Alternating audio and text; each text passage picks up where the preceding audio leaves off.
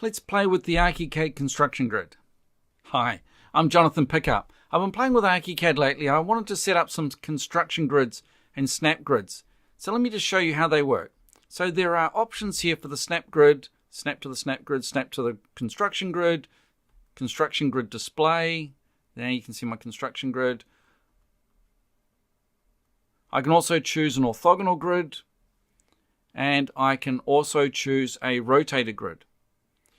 The other thing I'd like to try is to set my rotator grid. And what I want to do is I want to start here at that corner. I want my construction grid to follow this line here.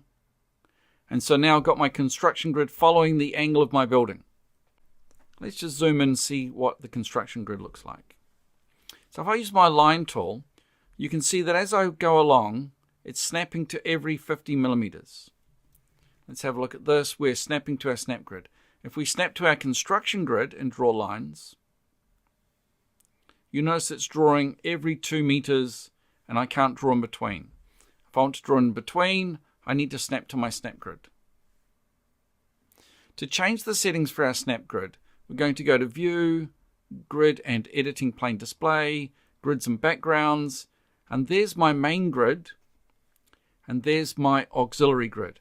And you can see I've also got a rotator grid here, which I've got turned on. And that allows me then to snap every 50 millimeters, like that.